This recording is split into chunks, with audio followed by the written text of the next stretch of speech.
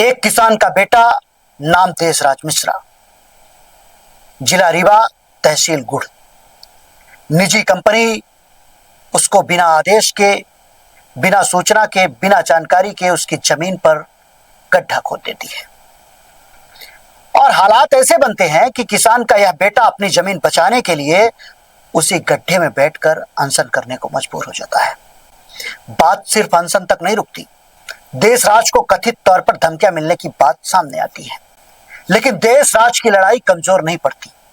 उसके संघर्ष को देखकर प्रशासन को मौके पर उतरना पड़ता है। यहां तक कि रीवा कलेक्टर नरेंद्र कुमार सूर्यवंशी को भी अनशन स्थल पर पहुंचना पड़ता है। बातचीत होती है, आश्वासन दिए जाते हैं, उम्मीद जगती है कि अब किसान को न्याय मिलेगा। लेकिन सवाल है, क्या देशराज को न्याय मिला? क्योंकि अगर न्याय मिल गया था तो फिर धमकियों का दौर क्यों बढ़ा? मैं क्या बोल रहा हूँ, पहले आप रिकॉर्डिंग है आपकी, आप क्या बोले हैं? क्या बोले? धमकी दे रहे हैं कि जबरदस्ती। हम बोले कि कलेक्टर का लेटर दिखा दीजिए, आप बंद कर देंगे। लेटर ना अभी आपको दिखेगा कलेक्टर, आप इनकी रिकॉर्डिंग करो। और अगर कलेक्टर के आश्वासन के बावजूद किसी किसान को दोबारा अनशन पर बैठना पड़े तो सवाल सिर्फ देशराज से नहीं, पूरी व्यवस्था से है। और आपको यह भी जानना जरूरी है कि देशराज सिर्फ एक किसान का बेटा नहीं है, वह फर्स्ट क्लास क्रिकेटर भी है। एक युवा, एक खिलाड़ी, एक किसान का बेटा जिसे देश का भविष्य होना चाहिए था, वह आज अपनी जमीन बचाने के लिए गड्ढे में बैठा है। सवाल यह है कि आखिर क्यों?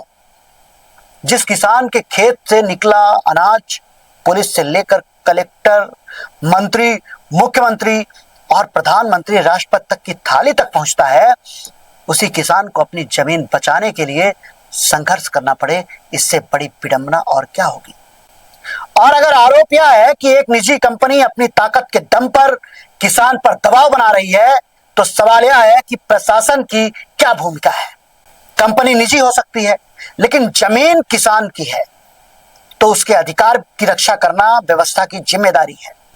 कानून अपनी जगह है, नियम अपनी जगह है, प्रक्रिया अपनी जगह है, लेकिन किसान का स्वाभिमान भी अपनी जगह है।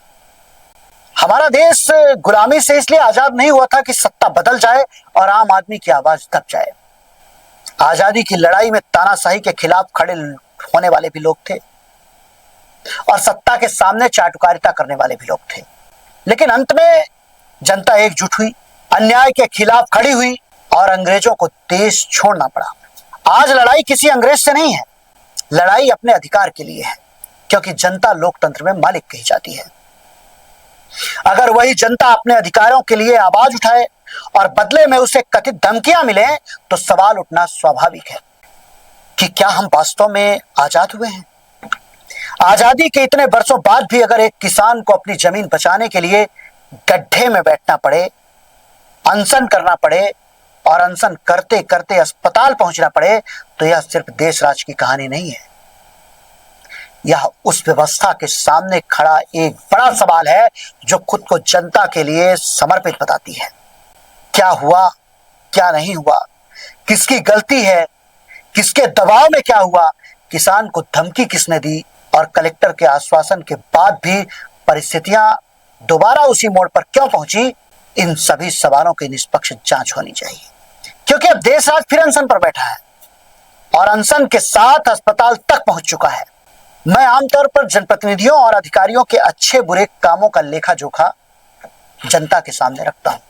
किसने क्या अच्छा किया, कहां गलती हुई, कहां व्यवस्था मजबूत हुई और कहां व्यवस्था कमजोर पड़ी, यह बताना हमारी जिम्मेदारी है। लेकिन सच कहूं तो मुझे उम्मीद नहीं थी कि कलेक्टर साहब के आश्वासन की परीक्षा इतनी जल्दी सामने आ जाएगी।